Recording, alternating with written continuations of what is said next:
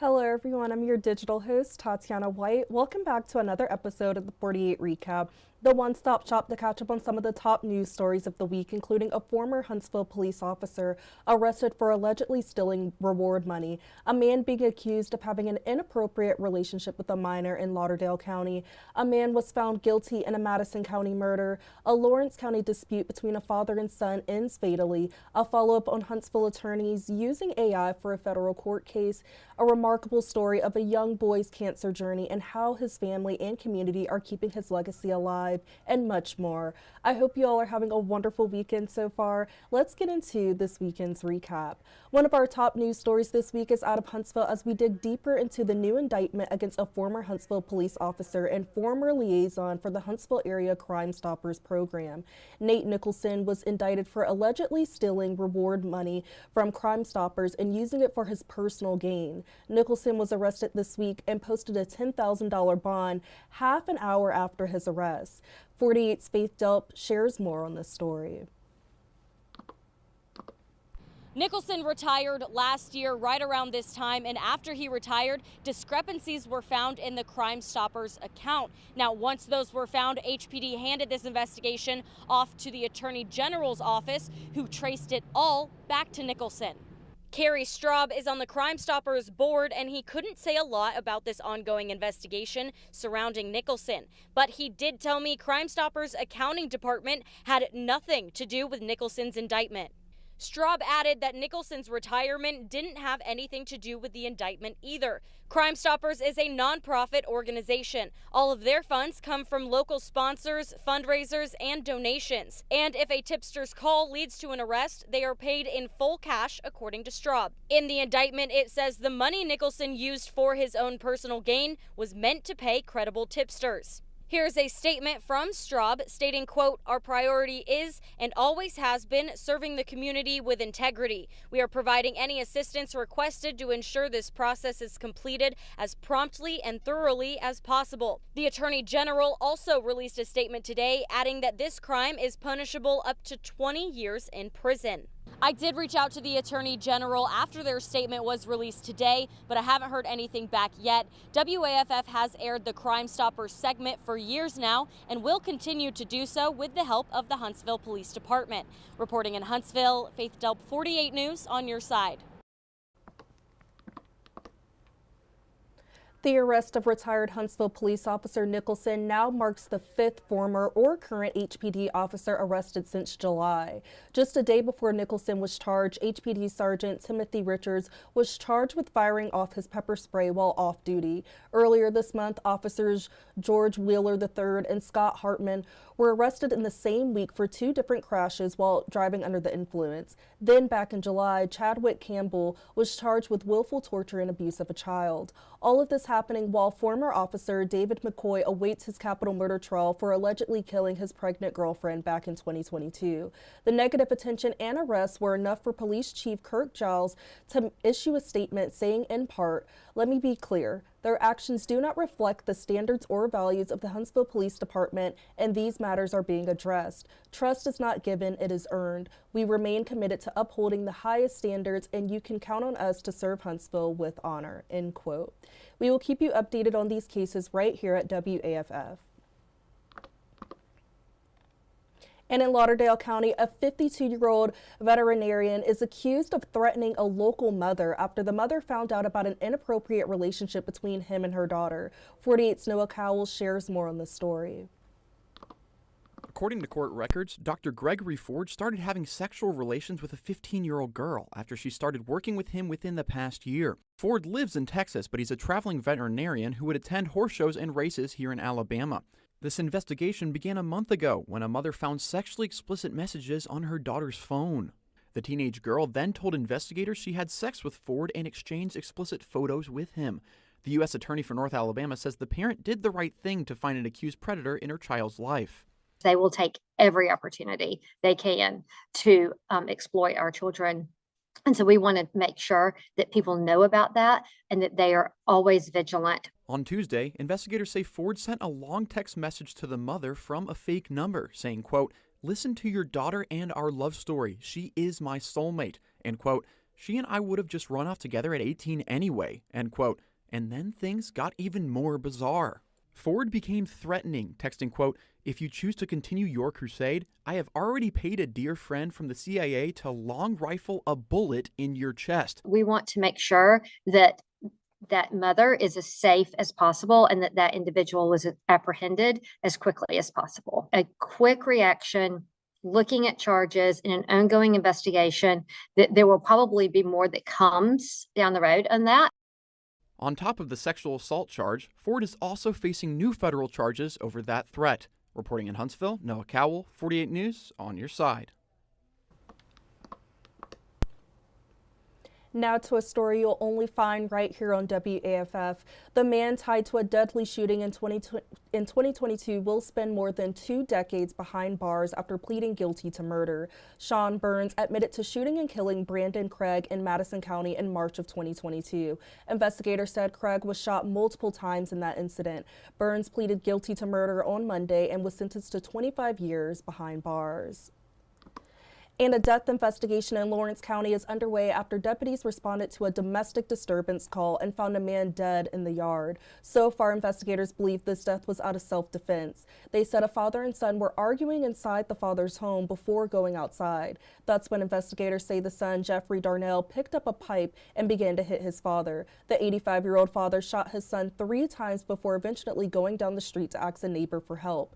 Investigators said the father sustained multiple severe cuts to his arm that appears to be self-defense wounds, including a broken orbital socket and a lot of bruising and swelling to his face. He was airlifted to Huntsville Hospital, but Sheriff Max Sanders says he believes he will make a full recovery. Sanders also says this is not the first time his deputies have been called to County Road 214 to that residence. He says the two lived in the same property in separate houses. Court records also show that there were several domestic disputes between the two, one even stating, quote, "Jeffrey has a history of assaulting his father." There's been some domestic violence there for a while, and we had several calls out there, and Jeffrey just got out of jail about a week, 2 weeks ago. He's been in jail numerous times, some of it involving domestic violence with his father.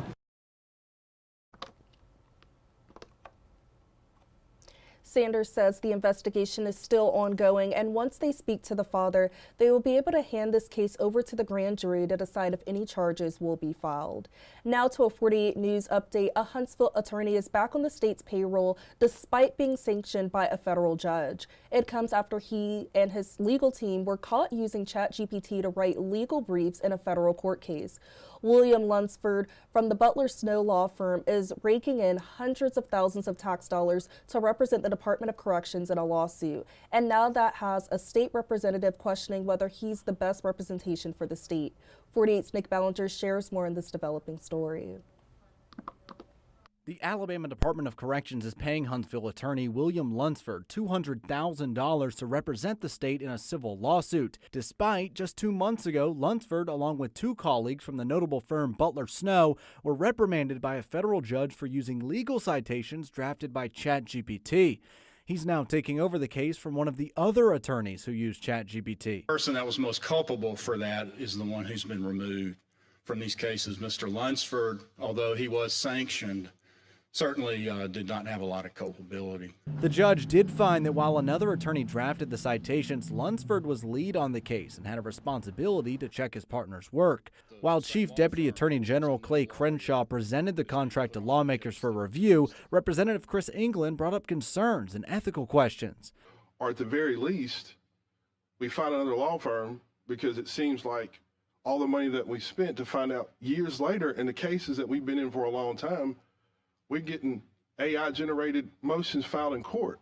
After some digging, I discovered Lunsford has been paid over $40 million over the past 5 years, representing the prison system as a deputy attorney general. These are real dollars, and we're paying Lunsford more money than some government agencies. The lawsuit Lunsford is taking over was filed in 2018, leading England to question why it's taking 7 years to resolve while spending tax dollars. How much would it cost to settle these cases? If we just gave you a sum right now, we probably would have spent infinitely less money than we have on the lawyers in these cases.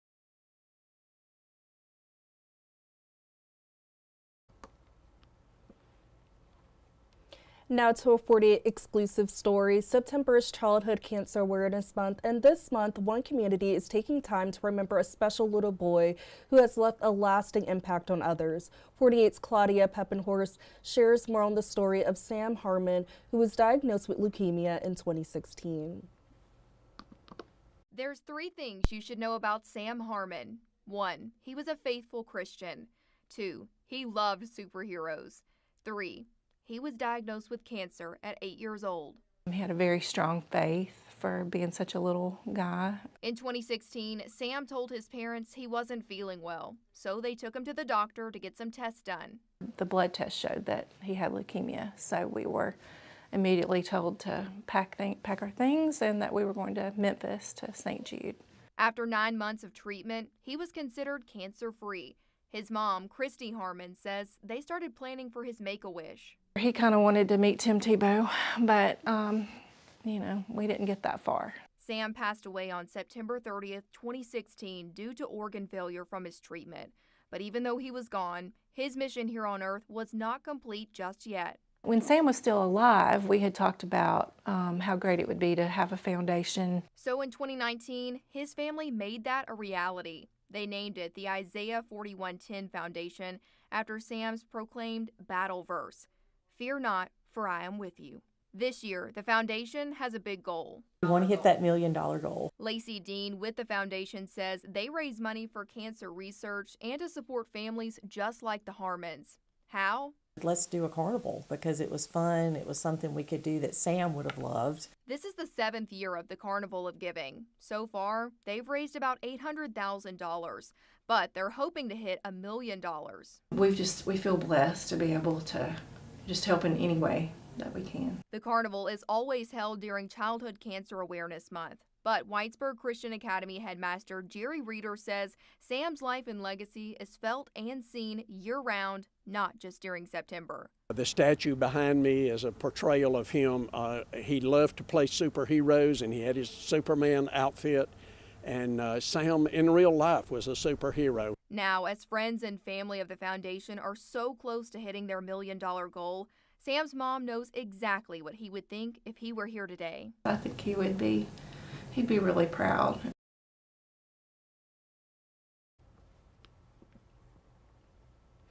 Rest in peace, Sam, and it is incredible how the community is still coming together in his honor and keeping his legacy alive, and it's truly just a testament of the wonderful human being that he was.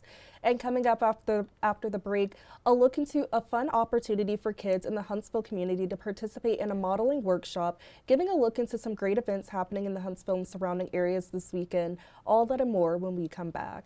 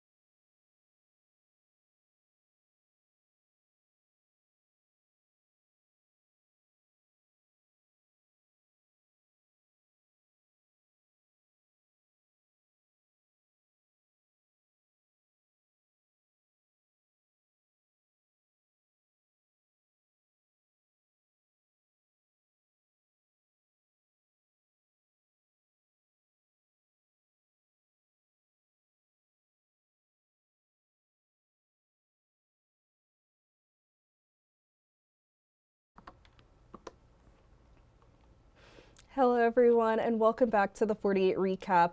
This week I had the pleasure of sitting down with industry professional, accomplished New York runway model, and founder of Inspired by CC, Cecilia McLaughlin. Cecilia is providing an exciting opportunity for kids right here in Huntsville. She is hosting a runway modeling workshop designed for children ages 6 to 12. She joined me on 48 Now to talk about how the workshop will focus on confidence building, runway techniques, and fun age-appropriate modeling skills. I like to share with them, you know, kind of my story and everything. I'm coming from a small town and always wanting to be a model, but there was nothing around me that said, like, you can do that. So encouraging them in that way. You can do it no matter where you're from, no matter if you lack resources, if you just, set your mind to it, you can do it.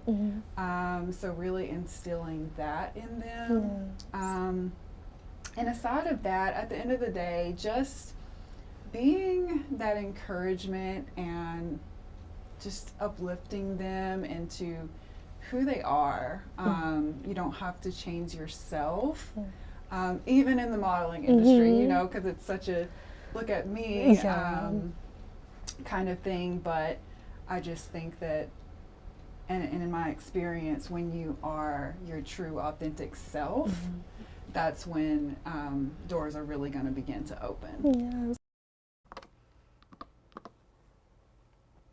Cecilia was such a joy to talk to, and I know she is going to make this a very fun and engaging workshop for kids in the community. This is also a great mentoring and learning opportunity, so check it out if you can. Cecilia said she is looking to have up to 15 kids be a part of the workshop, and no experience is required. It's just a fun opportunity for kids and their parents to see if modeling is something for them. And again, she will teach kids how to pose, how to walk on a runway, and give them a mini photo shoot just to expose them to the idea of modeling in a judgment-free, fun space. So the runway modeling workshop for kids is happening Sunday, October 12th at the Black Umbrella Photography and Filming Studio. Again, kids ages 6 to 12 are invited to take part, and registration is open now on eventbrite.com. And to hear more about this workshop and more ways to get involved with Cecilia and her work, the full 48 Now interview is available to watch at WAFF.com under the Digital Shows tab. And if you're looking for a good event to check out in the area this weekend, you can go out to the second annual Backtoberfest hosted at Back 40 Beer Company. The event started earlier today at 11, but there is plenty of time to go out and celebrate. The event goes on tonight until 11 p.m. And this is a day to celebrate German culture with delicious food, drinks, local vendors, and games. Live music will start at 6 p.m. And Huntsville City FC plays against Inter Miami CF2 tomorrow at Wicks Family Field at 7 p.m. For today, this exciting event is coming to Huntsville around the world in 60 minutes. This event is bringing music, dance, and cultural pride to Huntsville in a one-of-a-kind celebration of diversity, showcasing cultures through various performances and fashion. It will be a whirlwind tour of the globe in just 60 minutes and will allow you to taste, see, and experience the world without leaving your seat. You can experience Around the World in 60 minutes tonight at Black Umbrella Studio. Doors open at 6 p.m. and the show starts at 7 p.m. For tickets and details, visit Around the World in 60 minutes at eventbrite.com. And as I mentioned on last Saturday's show, I got the opportunity to talk to one of the creators of the event and one of the incredible performers, Giorgio Caioli and Charla Bell, and they have worked so hard to make this event come to life, and it will be a great one and a wonderful way to bring people together and to just learn and appreciate cultures around the world. So definitely go out tonight and check it out if you can. And there are just so many great events happening in the city and surrounding areas this weekend, including the last night in September to attend Jazz in the Park tomorrow. Jazz in the Park will be tomorrow at Big Spring Park at 5 p.m. Kelvin Wooten will be performing. At 6 p.m., Felicia Ray and Jacob Webb will be performing. And at 7:30 p.m., BK Jackson will be performing. So be sure to go out and enjoy some of these fun events for the last Sunday for Jazz in the Park. And check out Huntsville.org's event tab and WeAreHuntsville.com's event calendar to see more events happening in the area. That's all I have today for the 48 recap. Thank you all for tuning in. Don't forget to tune into 48's Weather Extra segments. Our meteorologists go live every Monday through Friday at 10:30 a.m. and 9:30 p.m. and every Saturday and Sunday at 8:15 a.m. and 4:30 p.m. Forecaster Jada Russell will join you all here at 4:30 today for another edition of Weather Extra. And this is just another way to give you all extra insights on the latest weather forecast. So make sure to download our 48 apps and follow us on our Facebook and YouTube channels so you don't miss any updates on the news and weather. And if you would like to stay connected with me throughout the week, please be sure to follow my Facebook page at Tatyana White, WAFF 48. Take care, everyone. I will see you all back here next Saturday. I hope you all have a great rest of your weekend.